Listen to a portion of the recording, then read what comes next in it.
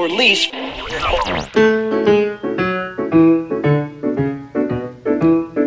ყოველ შაბათს საღამოს 5 საათზე სამხატვრო აკადემიის რადიო მელომანზე პოზიტიური ისტორიები ნეგატივასგან.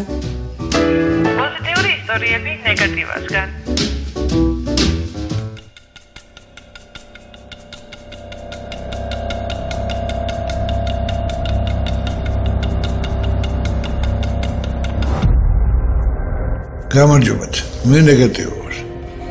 One communist on the faculty of one university is one communist too many. დღეს ვიძულებული ხდები ეშმაკის ადვოკატის მანტია მოვის ხარსრულს. არა, თუ ჩემ გადაცემების სპეციფიკას დააკვირდები, მე ხშირად მიწევს უარყოფითის გამართება, დადებითის გამტყუნება, მაგრამ დღეს მე შევეცდები ავხსნა იმ ადამიანის მოტივი, რომლის საქციელის კატეგორიული მოწინააღმდეგე ვარ. არა მარტო მე, ჩემთვის ყველაზე დიდად ავტორიტეტული ხალხიც კი, ისეთი როგორც ჩარლი ჩაპლინი, ჯეინ ფონდა, მარლონ ბრანდო და მრავალი სხვა ამერიკელი ხელოვნების მოღვაწე ამ ადამიანის ქმედებისაგან ძალიან ძლიერი ზიანი ინახეს. მოკლედ, ბევრი როარ გავაგრძელო, დღეს დავიწყებ გადაცემათა ციკლს, რომელიც იქნება მიძღვნილი ესეთი მოვლენისადმი, რასაც ქვია ამერიკის კონგრესის კომისია ანტიამერიკული ქმედებებთან შესახებ. ანუ მეორენაირად, Ladies and gentlemen, this war in which we are now engaged მაკარტიზმი. is a war between America's two great political parties. As I've often said in the past, certainly the millions of oil.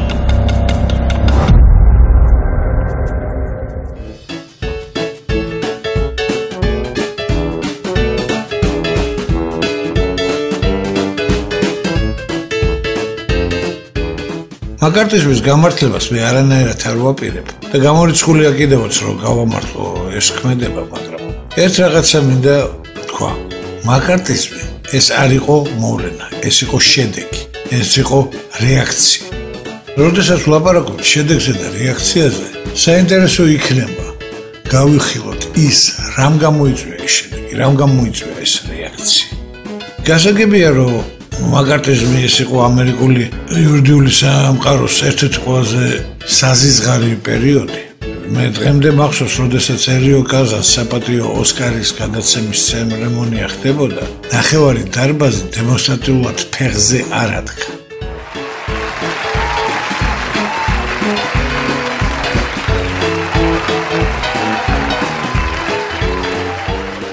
ხოლმე იმის გამო, რომ თავის დროზე ამ დამსახურებულ რეჟისორმა ვერ შეძლო, ვერ გაუმკლავდა სახელმწიფო მანქანას და გატყდა და დაასახელა სახელი ზოგიერთი ადამიანის, რომელიც კომუნისტური პარტიის და კომუნისტური იდეოლოგიის მატარებელი იყო ამერიკაში.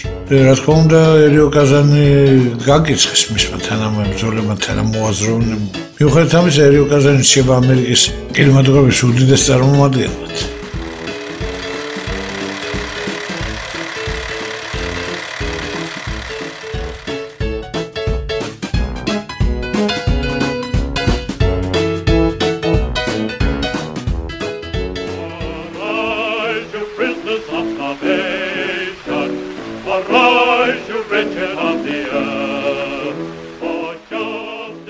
მაგრამ მოდი შევხედოთ ამ საქმეს მეორე მხრიდან. მართლა ესეთი უდანაშაულოები იყვნენ ის კომუნისტი მოღვაწეები, რომლებიც ამერიკაში მოღვაწეობდნენ? მართლა იყო საშიშროება კომუნისტებისა ამერიკაში? და მართლა ანტიამერიკული ქმედებებს შედიოდნენ თუ არა ეს ხალხი?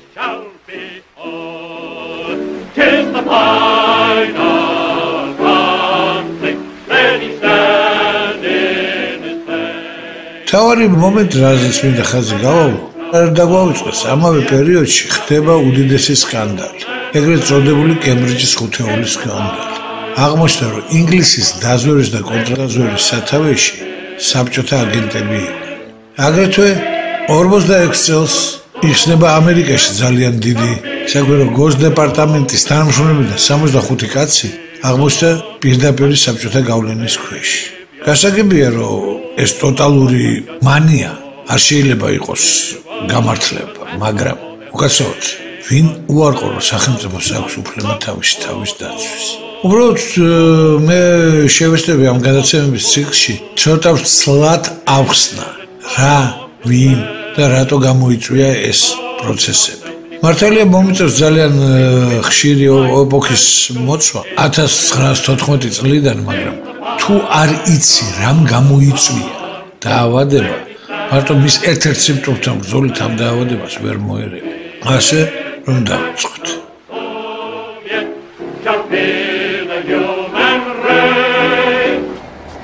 1914 წელი მე-20 საუკუნის დასაწყისი ევროპა.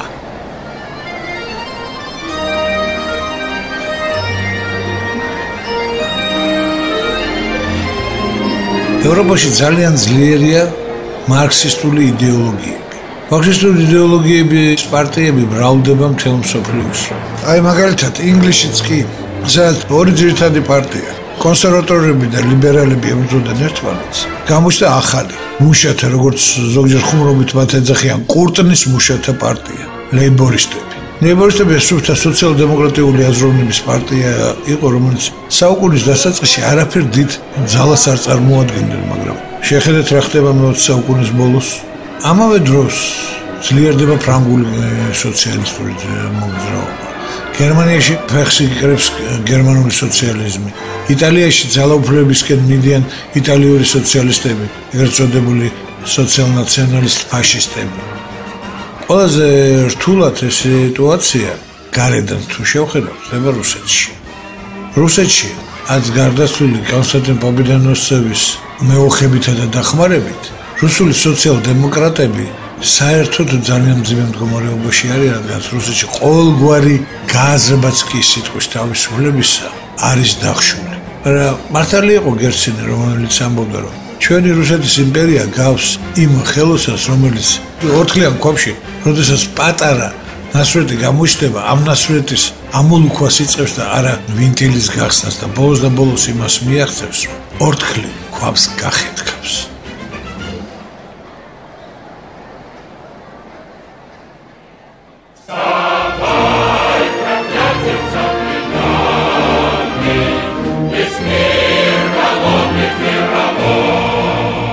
ზუსტად ამიტომაც მოხდა, რომ რუსეთში, ქვეყანაში, რომელსაც თავად რუსული სოციალ-დემოკრატების უდაო ლიდერი ვლადიმერ ლენინი 1915 წელს ამბობს, რომ საუბედუროდ ჩვენ ვერ მოვესწრებით რუსეთში სოციალისტური რევოლუციის გამარჯვებას, ამას მოესწრება ჩვენი შემდეგი თაობა, ზუსტად 2 წელიწადში ორი რევოლუცია ხდება ზედიზედ.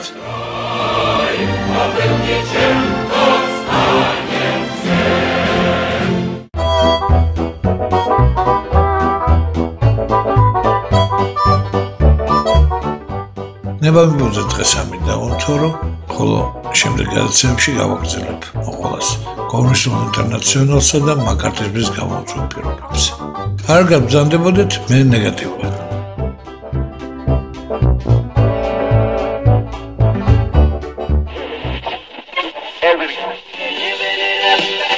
Or at least